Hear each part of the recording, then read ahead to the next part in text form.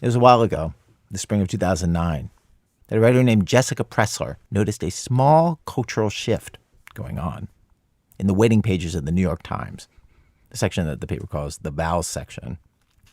The shift, it happened at a time when, I don't know, for whatever reason, there was a rush of news stories about famous and powerful people cheating on their partners. South Carolina Governor Mark Sanford publicly confessed that his soulmate was a woman in Argentina who was not his wife. Nevada Senator John Ensign admitted paying $96,000 in cash to his former mistress and her husband. Reality TV stars John and Kate had just split after reports that he'd had an affair.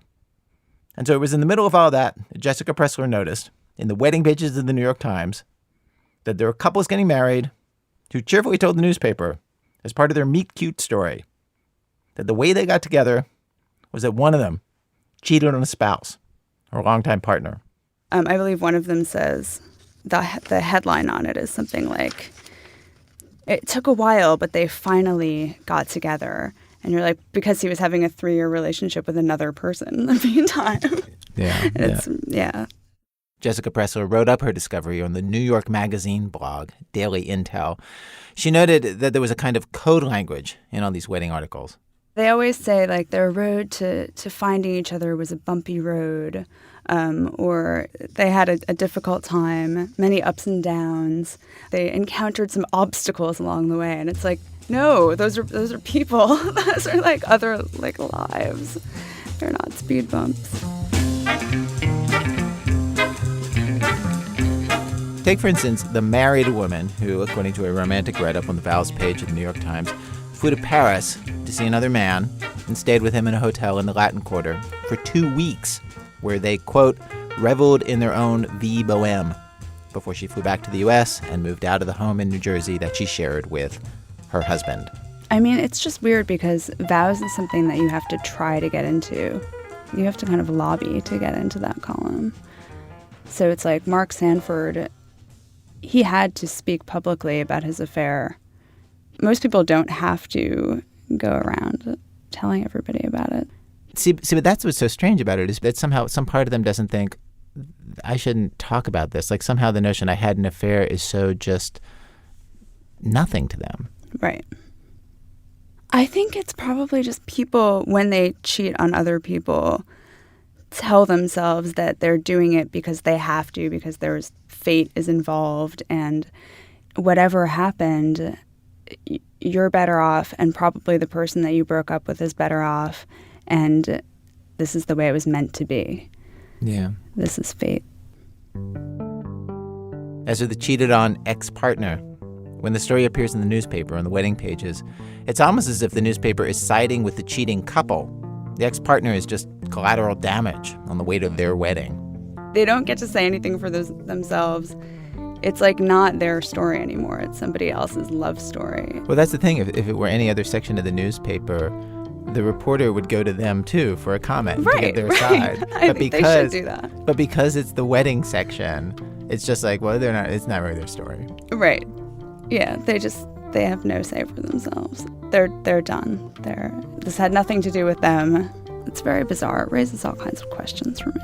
As a reader, I'm very distracted by it. Well, today on our radio program, we go where the newspaper marriage columns fear to tread. We hear from all parties to the affair, the cheated on, as well as the cheaters, and their differing takes on what happened. And no surprise, they are very different from one another's. From WBEZ Chicago, it's This American Life. I'm Ira Glass. Today on our show, Infidelity. Stay with us.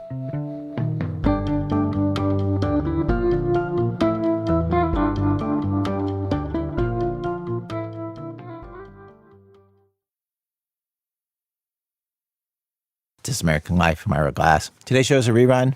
Act 1, Let Me Kiss Your Stiff Upper Lip. So we begin with this story from England.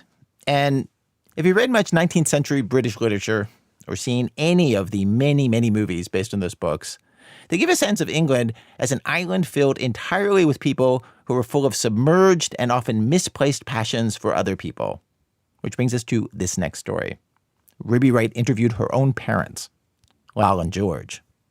And also, the man who split them up, Andrew. Andrew, you've always lived in Dorset. Yeah. But why did you end up in this part of Dorset? I was looking for a house for myself and my two daughters, somewhere to live. And I'd always wanted to live in the countryside, having always lived in the towns in Dorset. And I saw it in the paper. It's as simple as that. And you didn't know anyone around here? No. So how did you know about us? I was at the pub, and this couple walked in, and the bloke was wearing a leopard skin pillbox hat. And I thought, I've got to get to know this person. And he had a very attractive wife. I mean, that was. I just saw them in the pub and thought, I must know these people. This guy, Andrew, moved to the village and he'd met us both together at the same time in the pub. And I would say that we both had a closeness to Andrew. My closeness to Andrew was very much about talking about how I felt and how he felt. And he would have various sort of unsuitable girlfriends. He'd have sort of flings with people. And I'd say, come on then, Andrew, tell me about it. You know. And he was rather candid. I liked it. He was very candid. I was a single parent at the time, and it just seemed like an idyllic sort of situation, a sort of beautiful old cottage with this couple and their daughter living in it. And it was a home from home, became a home from home for me. And you became a very good friend, and I remember, you know, you'd come up a lot and we'd come down and see you, and you were always a very cosy person to have around, and it was always a delight when you used to come up and see us. Yes, I mean, arguably I'd fallen in love with the whole family. Including you and Ed, indeed, at that point. When I started to fall in love with Andrew, it was like my falling in love with him was a direct sort of parallel of my father dying. So as my father was dying at home of cancer, I was falling deeper and deeper in love with this man, Andrew. And Andrew would talk to me about my father dying because he'd been with his mother who died of a brain tumour. He'd actually been sort of beside her bed with her as she died and during that period. And I think I sort of valued being with someone because George's parents were both still very much alive at that point. And I think for me it was a sort of, I felt he had an understanding of what it was like. And it was kind of very hard for me not to fall in love with him. Did you think something was always going to happen? No, I was convinced nothing would happen. I had fallen in love with her sort of probably over the summer after her father's death. I was single at the time, just living with Tamsin, my younger daughter. And I didn't really want a partner at the time. So falling in love with Lal, I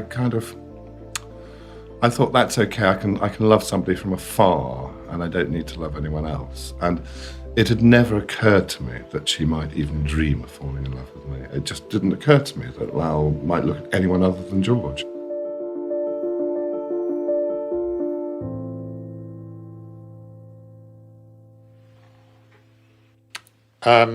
How did I know? When I'd come back from this trip, and it was Christmas, and Lal said, we're going to spend Christmas with Andrew. And I was delighted because, you know, I couldn't think of anybody nicer to spend Christmas with. And I remember Andrew coming up the evening I got back, and I was going off to get a present for him that I bought. And I thought, that's odd. Then Lal and Andrew are not talking to each other. There's sort of silence in the kitchen. And when he left, he kissed her on the back of the head. And I just, something, I don't know, maybe one part of me was expecting something to happen one of these days. And it was confirmed because Mum had left her diary lying around. And, you know, I read it and there it was. So it was like she wanted you to find out without having to say it? I think, yes.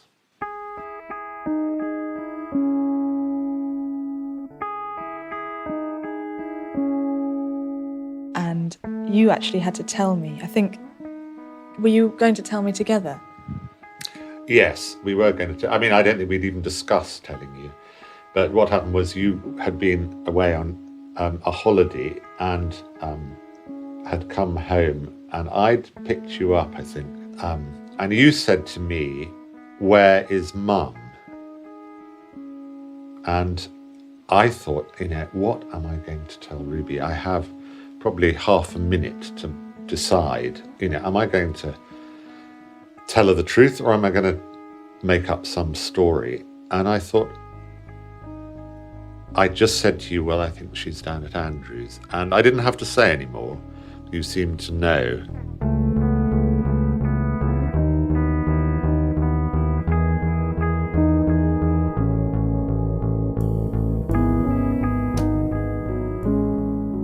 You were very angry with me, quite rightly, and I think up until that point we'd always had a very close relationship, and your anger manifested itself mostly by you just refusing to see me.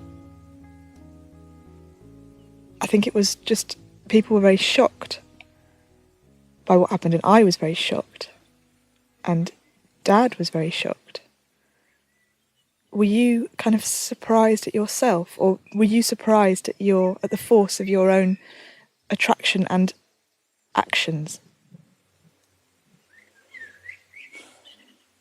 I am shocked now at how incredibly selfishly I acted and how oblivious I was to your pain and George's pain and Ed's pain.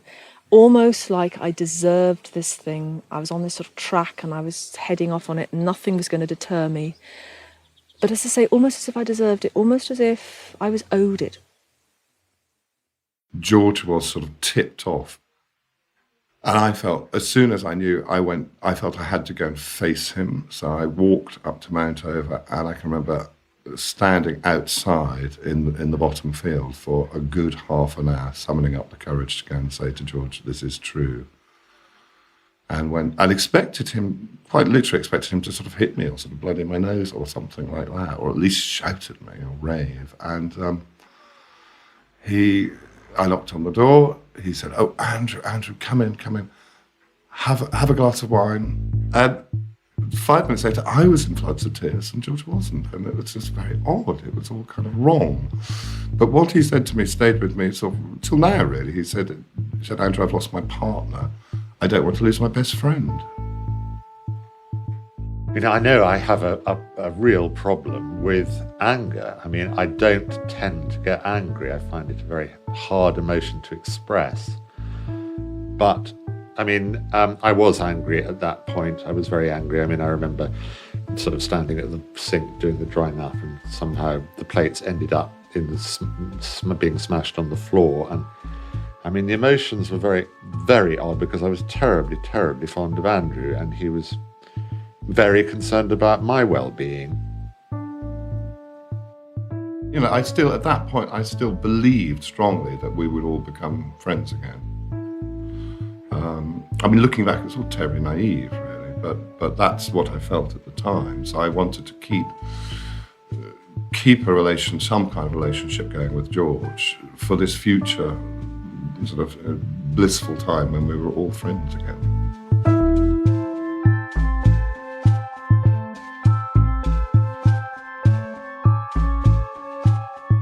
I think in my fantasy world, I would have carried on having a passionate physical sexual relationship with Andrew and a kind of fond relationship with George, and the two would have somehow run together.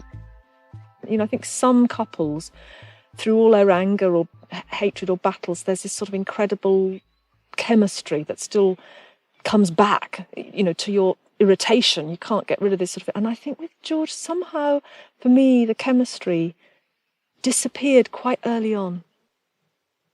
I mean, the one thing we haven't discussed in all of this, you know, the question of sex. And I mean, that was really at the heart of our split up, that Mum, you know, did not, you know, she was not satisfied in that department. And I knew that I had a part in this, that there was a part, you know, there was an aspect of our relationship, you know, namely the sexual part of it, that I wasn't facing up to,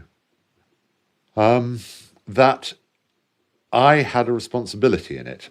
I wasn't an innocent victim, as it were. You know, you could say that George loved Lal. He could understand me loving Lal.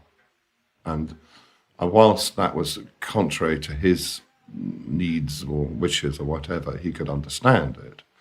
In a sense, I think he never blamed me. I think he blamed Lal and not me.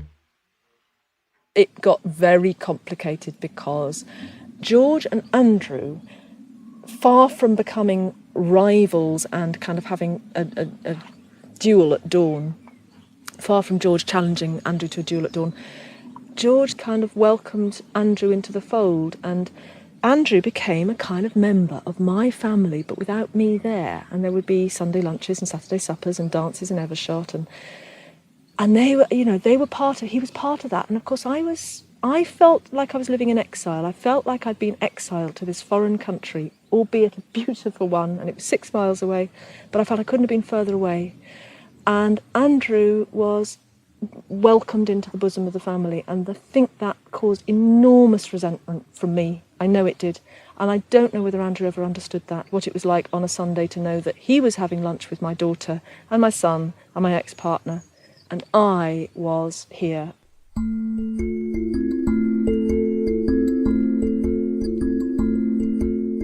What then happened was that Mum's relationship with Andrew didn't last, and I still continued to see Andrew because he, lived just around the corner, and I know that she found that incredibly hard. That when, despite the fact that she wasn't seeing Andrew, that I still was his friend, and she felt sort of excluded from my new life, and I didn't think she had much right.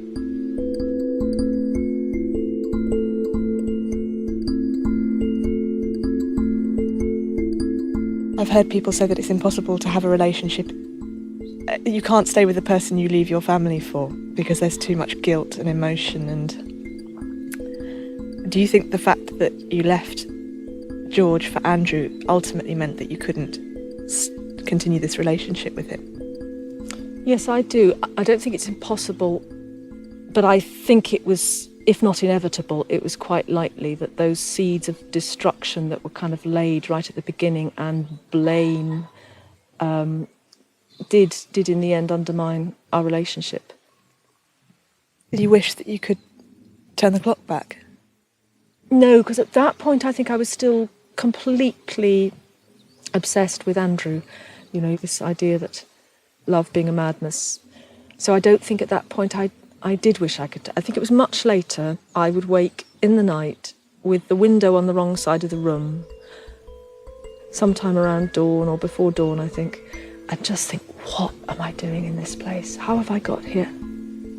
And it was as if I'd sleptwalked out of my other life with no explanation, and I'd woken up, and here I was, and it was truly terrifying. And I think that as long as I was damaging you lot, I was kind of really not aware, but it was when I came to damage myself, that was when I really woke up.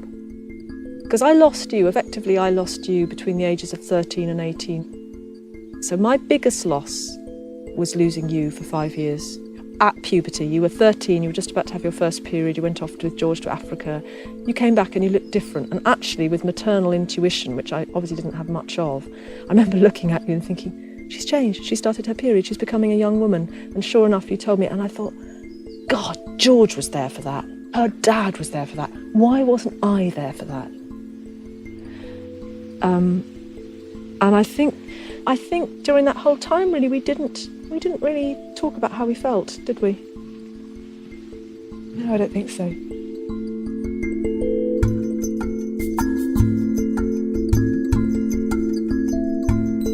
Ruby Wright. She's an illustrator and author. Her website is Ruby Wright. That's WRIGHT.com.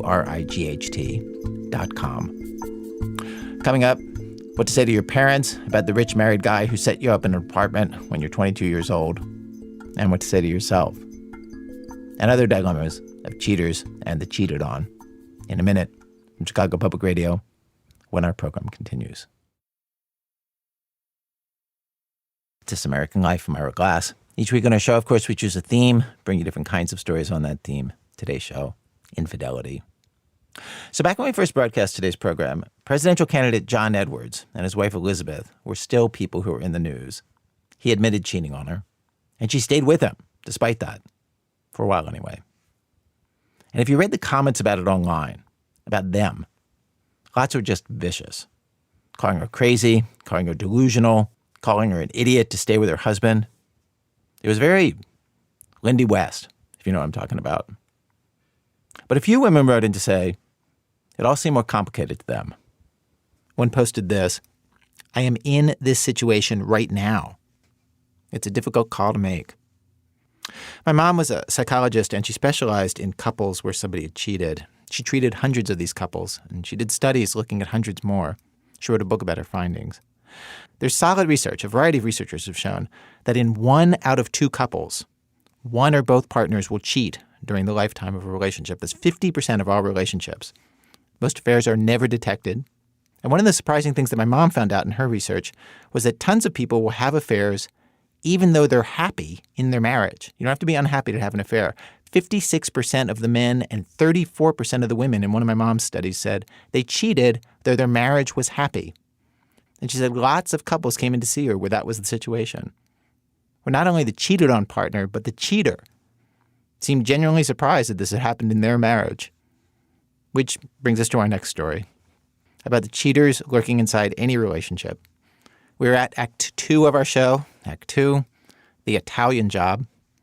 This story comes from James Brawley, who told it at the storytelling series The Moth in front of a live audience.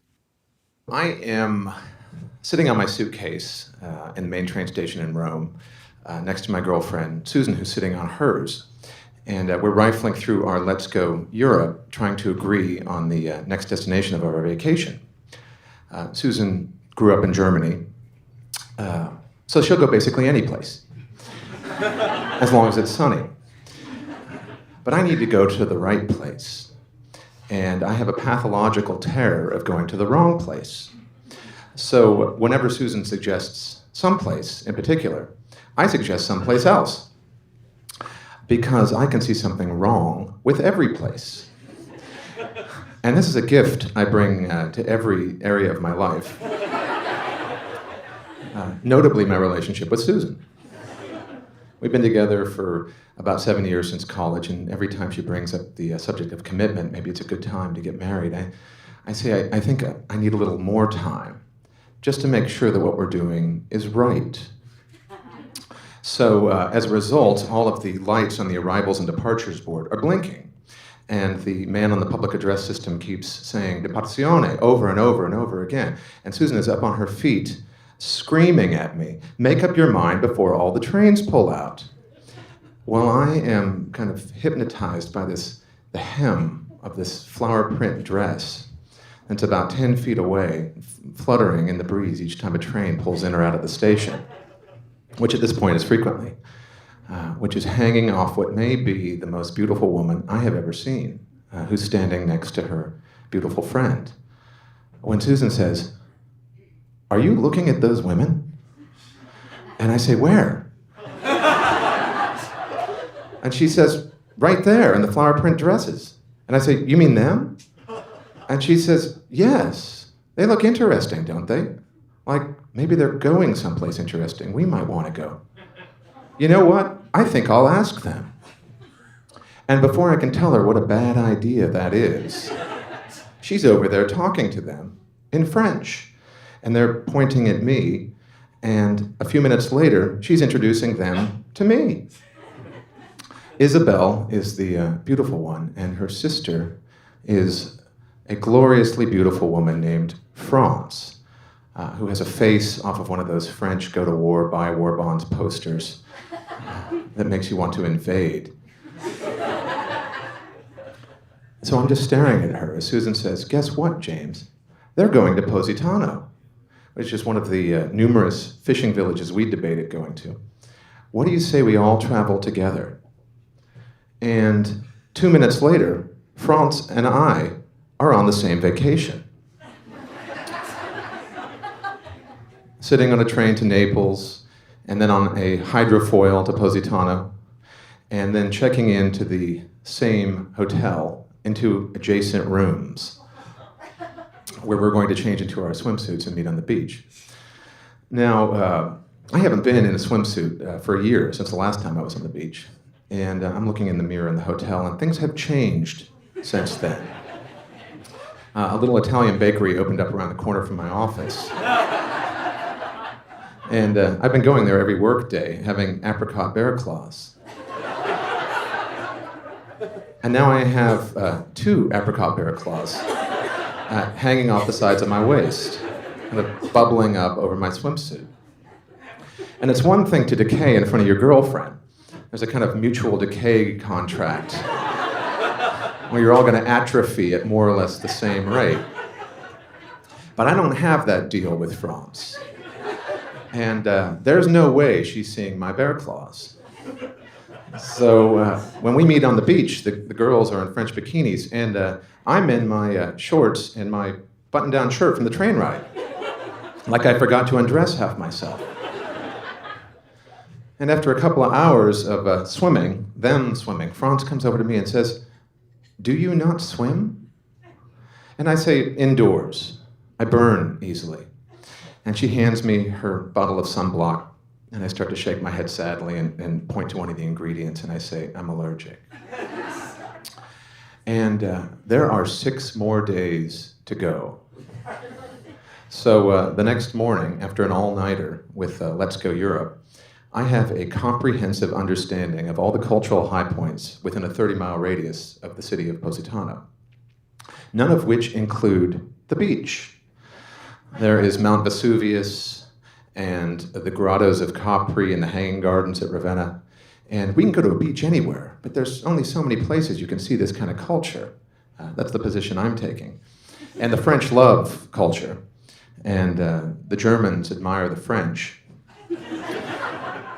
So 6 days later, we're all just about as pasty as when we stepped off the hydrofoil. My secret waist is still a secret. And I make it to the last night. We have a little farewell dinner at a seaside restaurant, and we're walking on the beach one last time for old time's sake, saying our goodbyes. Everyone's a little misty, except me. I can't wait to go home in the morning. When France says, "Does anyone want to go swimming?" And her relatively more modest sister says, "We don't have suits." And a fearless, guileless Germanic Susan says, "That's okay with me." And a couple of minutes later, they're standing on the beach in panties and bras, which are very different than bikinis. France's are chocolate brown lace, and her skin is the color of milk. She looks like a profiterole. My favorite dessert. It is agony to keep my eyes open, but I can't close them. And the 3 of them run into the water, laughing and splashing, and then finally disappearing underneath the surface. So everything's quiet for a moment, and then 1, 2, 3, they pop up and start calling at me like sirens who actually lived in Positano 3,000 years ago. "James, come in. It's wonderful." And I haven't been swimming one time, and it's dark. So I make a decision. I'm going to take off my shoes and socks and pants, and I put them on a beach chair.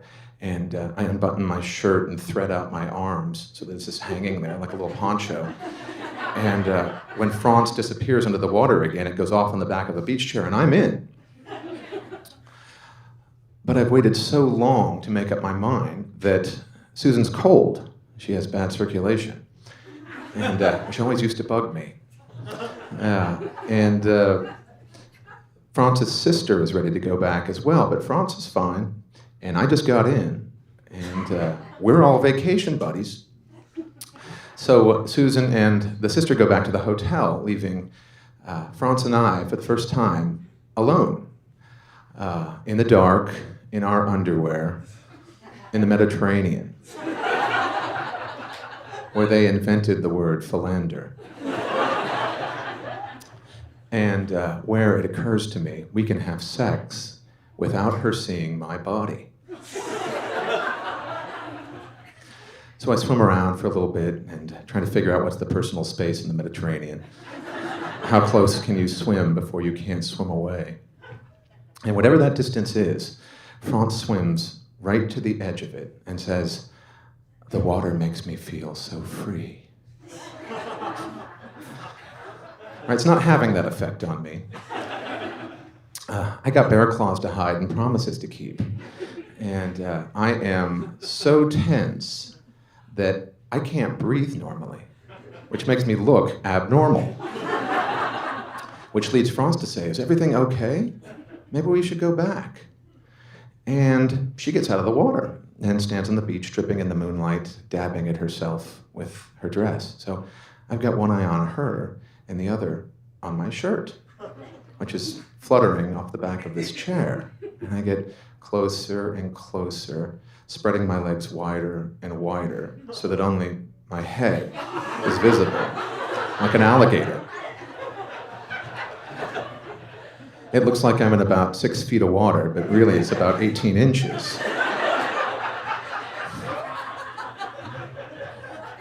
My thighs are in agony, and I can't hold out much longer when Franz lifts her shirt, her dress, over her head, and I spring up on the beach and behind the chair, and I am wet but covered when her head pops through the dress hole, and she steps back in surprise and lets out a little French vowel. Ah!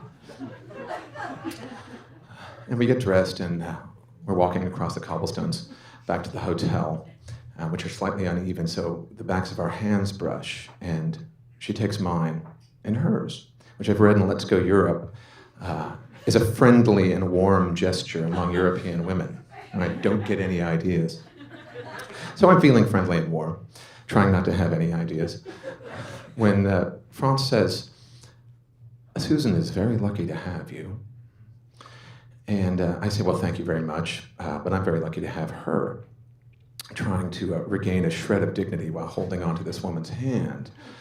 And Franz smiles the smile of the boyfriendless and yet supremely confident goddess and says, "Why?" And there are all sorts of reasons I'm lucky to have Susan, but I can't think of any of them at the moment because my mind is blank. And I said, "Well, why are you friends?" And Franz looks at me and says, "Because she pursued me." And our hips bump at the base of the stairs up the mountain to the hotel, and she puts her arm around my waist, right above the bear claw. And all I can think is to hunch down, like I've got osteoporosis, so that her arm slides up my rib cage. But with each step up the stairs, it slides back down, and then it hits. And she starts laughing, this bubbly French laugh. And she says, "What sauvetage?" I don't speak French, and I don't want to know what that means anyway, so I keep walking. And she says it again, "What sauvetage? You have a life preserver." It's so cute.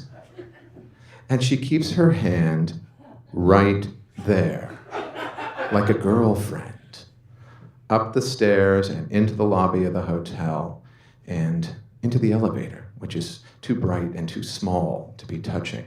It's a tiny little hotel, tiny little elevator. So she's in one corner and I'm on the other.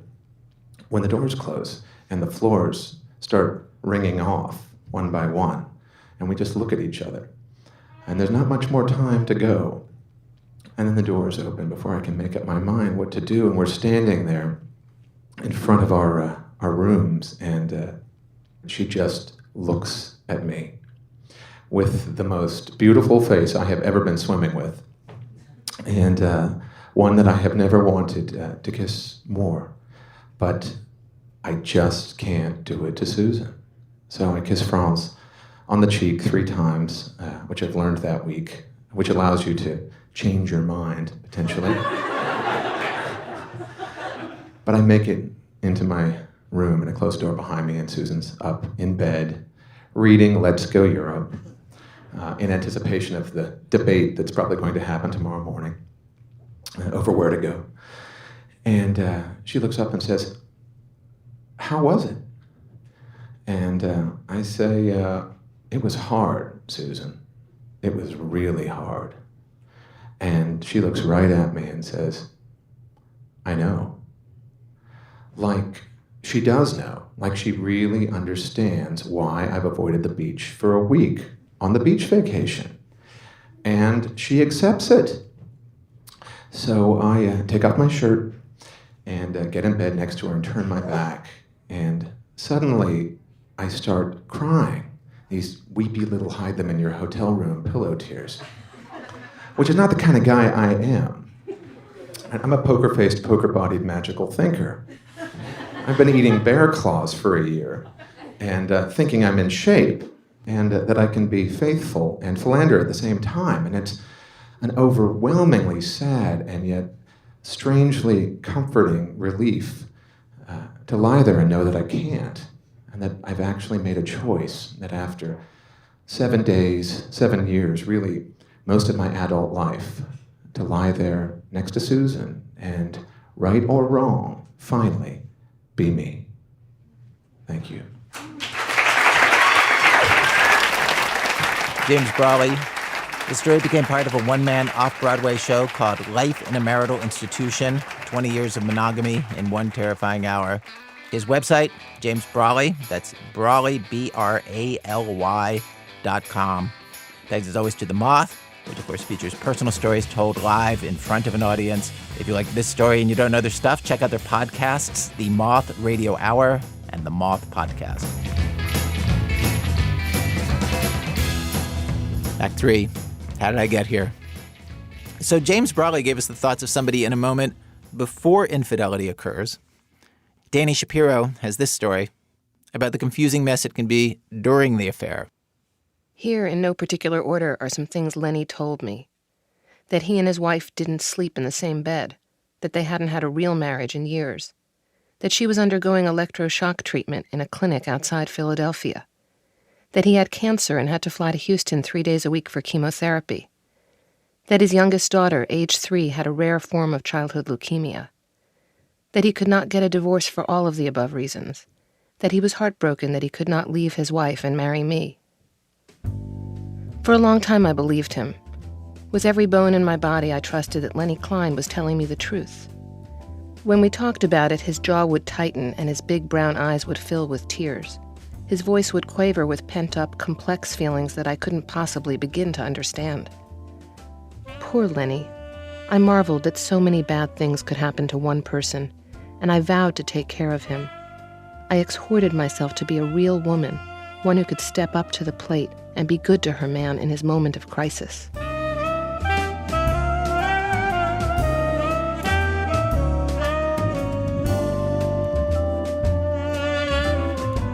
Years later, I hold Lenny's lies up to the light and examine my own reasons for believing what in retrospect seems preposterous.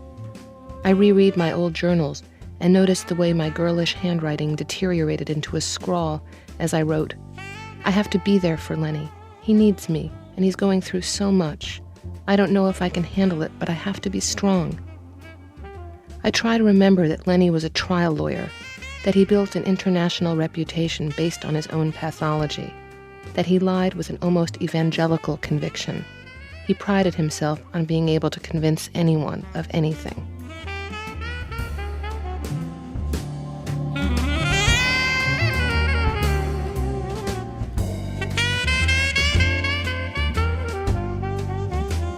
The lies had small beginnings. Lenny called me from a business trip and told me he was at Montreal Airport waiting to catch a flight to Calgary. I checked with the airline and found out that the flight would take approximately 5 hours. So when Lenny called an hour later to say he had landed in Calgary, I very calmly asked him where he really was. "Calgary," he said.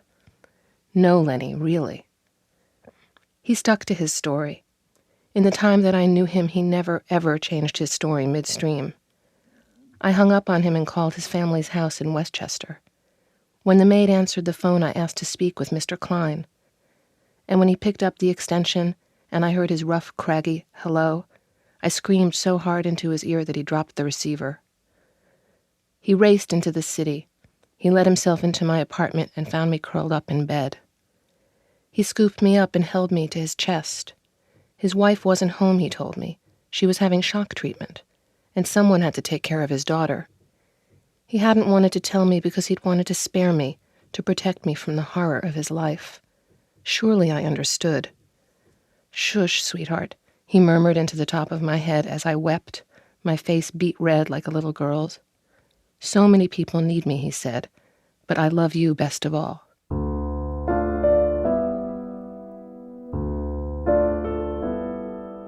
"2 years have passed and something has gone wrong, terribly wrong with my life.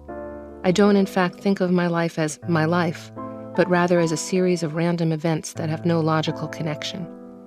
I am no longer a student. I dropped out of Sarah Lawrence after my junior year, supposedly to pursue acting. And I'm actually doing a pretty good imitation of an actress. But I'm doing an even better imitation of a mistress. Lenny's been busy buying me things. I don't particularly want these things, but they seem to be what Lenny is offering in lieu of himself. So quite suddenly, overnight really, I find myself driving a black Mercedes convertible. And just in case I might be mistaken for anything other than a kept woman, I wear a mink coat, a Cartier watch, a Bulgari necklace with an ancient coin at its center. The Mercedes is a step down from the first car Lenny gave me when we had been going out for a month, a leased Ferrari. I don't know how to drive a stick shift, so the Ferrari was a bit of a problem. What I must have looked like, a 20-year-old blonde dressed like Ivana Trump, stalled in traffic, grinding gears, trying to find the point on the clutch to hold that ridiculous car in place.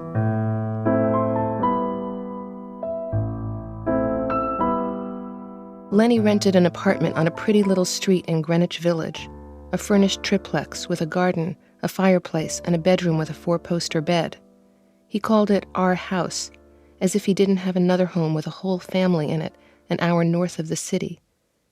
He kept 6 suits in the bedroom closet, and a brand-new silk robe hung behind the bathroom door. There was an entire floor we didn't use, a large, airy children's nursery. My parents knew that something was up. They knew I was going out with somebody, but they had no idea who. I was drifting away from them, and they were letting me go. One night I invited them over for dinner. I pushed all traces of Lenny out of sight. But of course there were clues. A glossy brochure for Italian yachts, a humidor in the center of the coffee table. I cooked up a storm, and the place was filled with homey smells, garlic, basil, coriander. It was winter, and the snow was piled up on the sills. Spotlights in the backyard shone on the landscaped garden, the redwood table, the Adirondack chairs. I had my father's favorite music, Dvorak's Symphony for the New World, playing on the stereo system.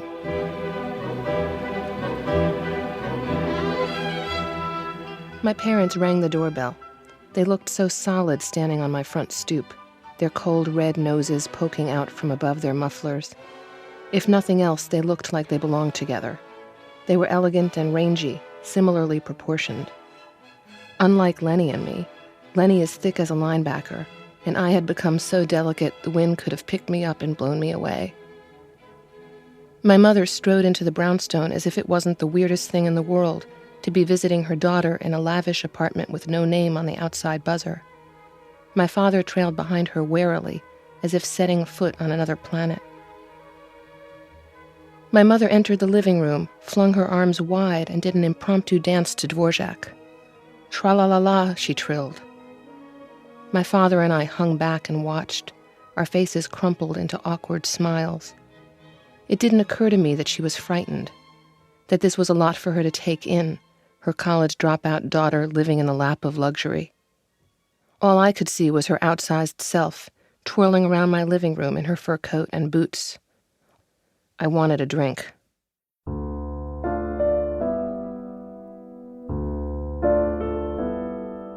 I poured 2 glasses of Chardonnay for my parents and a large vodka for myself. I figured that if the vodka was in a water glass, they wouldn't know the difference, especially if I drank it like it was water. My drinking had taken on a new urgency in the past few months. It was no longer a question of desire, but of need. I could not get through an evening like this without the armor of booze. I handed them their wine and directed them to the couch. On the coffee table, I had put out a plate of crudités and a bowl of olives. "Quite a place," my mother said brightly, her gaze darting around the room at the white brick fireplace with its wrought iron tools, the glass wall overlooking the garden, the soaring ceiling. My father stared at the fringe of the rug, glassy-eyed. He needed to be as numbed as I did to get through this night. "Thanks," I murmured, as if she was paying me a compliment. I checked on dinner, using the opportunity to gulp some wine from the open bottle in the fridge. Vodka and white wine was a combination I knew worked for me. If I stuck with the formula, things shouldn't be too bad in the morning, especially if I wasn't eating, and I couldn't see myself eating. The music had stopped by the time we all sat at the dining room table, but I didn't notice then. If I had, I would certainly have changed the tape, filled the air with something other than the tinny, lonely sound of our 3 forks scraping against plates. I pushed my chicken from one side of my plate to the other. My stomach clenched and growled in protest. It seemed that my parents and I, after 22 years in each other's company, had run out of things to say. I already knew their views on the political situation in Israel, and we couldn't discuss my schoolwork. I was no longer in school. My father pressed a corner of his napkin to his lips and murmured something about the food being delicious. My mother agreed. "My wonderful daughter," she said, shaking her head. "You've turned into such a little homemaker." I looked at my parents across the table. Is that what they really thought? How could they just sit there? Some small piece of me wanted my father to fling me over his shoulder and carry me kicking and screaming to the car he had parked outside. I secretly wished that they would drive me home, deposit me in my childhood bedroom, and feed me chicken soup and saltines. I wanted to start my life over again, but I didn't know how.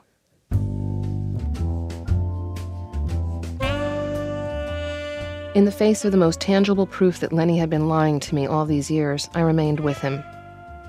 "My little girl is dying," he would say whenever I noticed the discrepancies in his stories, or, "My children's mother is having electroshock therapy." When I couldn't take my own confusion anymore, was Lenny lying to me? Was I going crazy? I decided to hire a detective to get to the bottom of it. By this time, my parents knew all about me and Lenny in theory, but it wasn't something we could talk about. When I think back to my younger self rifling through the New York City yellow pages in search of a private investigator, I feel like I'm watching a movie about someone else, a girl so clueless she really didn't know that her desire to hire a detective was all the answer she needed. I chose a detective agency based on nothing more than its good address in the East 60s, a neighborhood filled with private schools and shrinks. "This isn't what you think," I told the detective. "I'm in a relationship with a married man, and I want you to find out if my boyfriend is cheating on me with his wife." At this, his eyebrows shot up. "Come again?" "He claims his wife is in a mental hospital. He told me he hasn't been with her in years."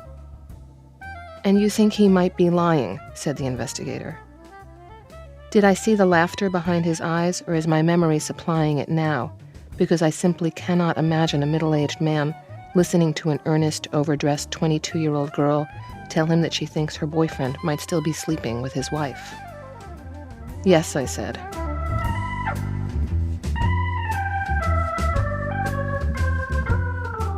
Days later, I got the proof about Lenny's lies. In tears, I called my mother. "Oh, darling, I'm so sorry. Is there anything I can do?" "I don't think so." A pause. "Do you want me to call his wife?" My mother and Mrs. Klein had met each other at a few school functions back when none of this could have struck anyone as a remote possibility. "Yes," I said, "call her." "I'll do it right now," my mother said. I sat by the phone and watched the minutes tick by. I pictured Lenny's wife answering the phone with a chirpy hello, and my mother's slow, steady explanation of why she was calling. I had set in motion a chain of events which was now unstoppable. More than 20 minutes passed before my mother called me back. "Well, I did it," she said. "You talked to her?" The world felt unreal, hallucinatory. "Yes, she called me a liar. She told me she has a happy marriage to a man who travels a lot, that he's on his way to California, and I said, no, he's on his way to see my daughter." My mother sounded proud of herself, immersed in the drama of the moment. "How did she seem?" I asked. "What do you mean? Lenny's wife, was she angry?" "No," my mother said slowly. "She just didn't believe me, Dani." I spent the rest of that day in a state of awful excitement. Something was going to happen. And when Lenny showed up that evening at the apartment we were still sharing in the West Village, I was ready. He put his bags down and gave me a hug. The phone rang. My mother had given Mrs. Klein the number at the apartment and suggested she find out for herself what her husband was up to. Lenny picked up the phone on the kitchen wall. "Hello?" I watched him, and for the first and only time in the years I knew him, he looked genuinely surprised. He didn't say a word. He just listened for a few minutes, then hung up the phone. "That was my wife," he said. I was silent. "How did she get this number?" I shrugged. "I have to go." "I'd imagine," I said faintly. When Lenny slammed out of the apartment, I was certain I would never see him again. I knew the truth now. It was staring me in the face, in the concrete form of flight lists and photos. And he knew that I knew. And besides, the whistle was blown. What could he possibly tell his wife? This was it, I told myself. Absolutely, positively the end.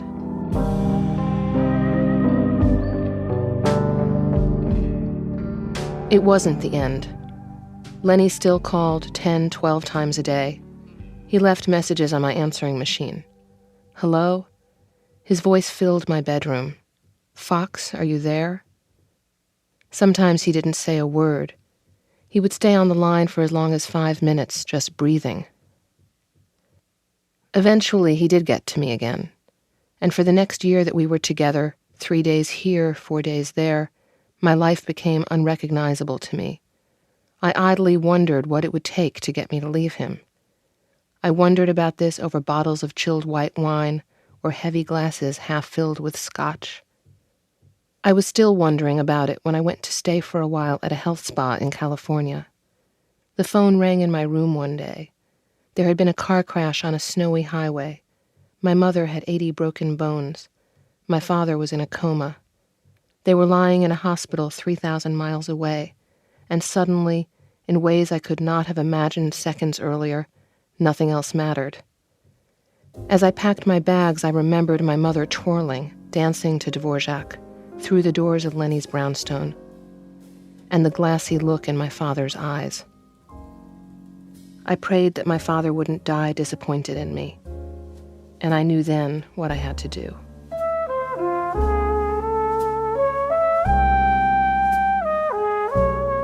Dani Shapiro. That story is in her memoir, Slow Motion. Her latest book is called Inheritance, a memoir of genealogy, paternity, and love. Act 4, The Man Who Knew What I Was About to Say. So in this second half of our program, we've had the moment before a possible affair. We've had what it's like during the affair. And now we turn to the aftermath of an affair, or at least the very immediate aftermath. This story is by writer Etgar Keret and read for us by actor Matt Malloy. The man who knew what I was about to say sat next to me on the plane. A stupid smile plastered across his face. That's what's so nerve-wracking about him. Smart, he wasn't, or sensitive either. But still, he knew those lines and managed to say them. All the lines I meant to say. 3 seconds before me. "Do you sell Guerlain Mystique?"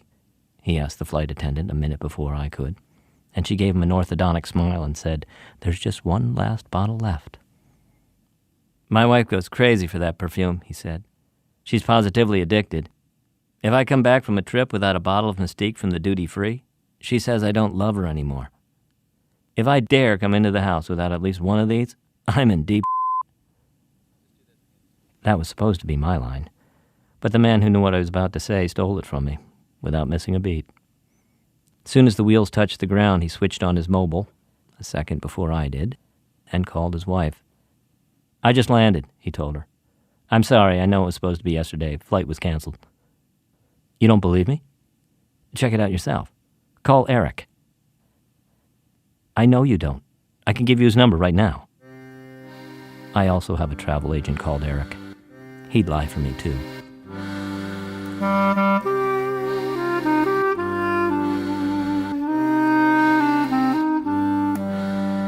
When the plane reached the gate, he was still talking on his mobile, giving all the answers I would have given, without a trace of emotion, like a parrot in a world where time flows backwards, repeating whatever is about to be said instead of what's been said already. His answers were the best ones under the circumstances. His circumstances weren't too hot, not too hot at all. Mine weren't either. Nobody was answering my call, but just listening to the man who knew what I was about to say made me stop trying. Just listening to him, I could tell that this was a hole that even if I dug my way out of, it would be to a different reality. She'd never forgive me. She'd never trust me. Ever.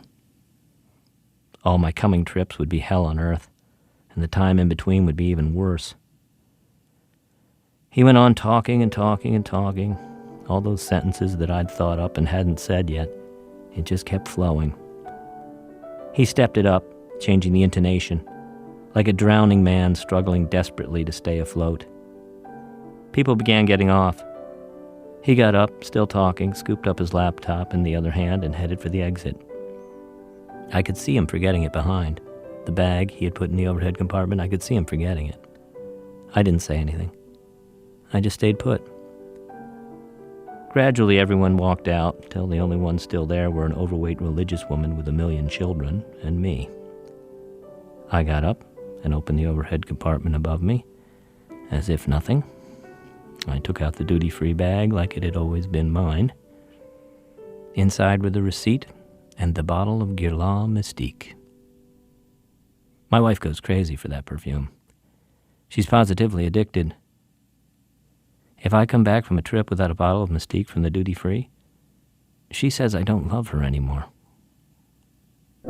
Someday he'll come along, the man I love.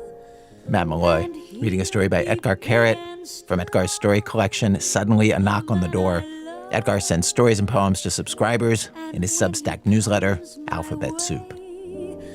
I'll do my best to make him stay. Well, our program was produced today by Nancy Updike and our senior producer at the time, Julie Snyder, with Alex Bloomberg, Jay Marie, Sarah Koenig, Lisa Pollack, Robin Semyon, and Alyssa Shipp. Production up from Aaron Scott. Seth Lind was our production manager, and Emily Condon was our office manager for this show. Our musical consultant for the show was Jessica Hopper. Help on today's rerun from Adrian Lilly, Molly Marcello, and Ryan Rummery. Special thanks today to the Moth and to Paul Tuff. This American Life is delivered to public radio stations by PRX, the Public Radio Exchange. Thanks, as always, to our program's co-founder, Mr. Troy Malatia.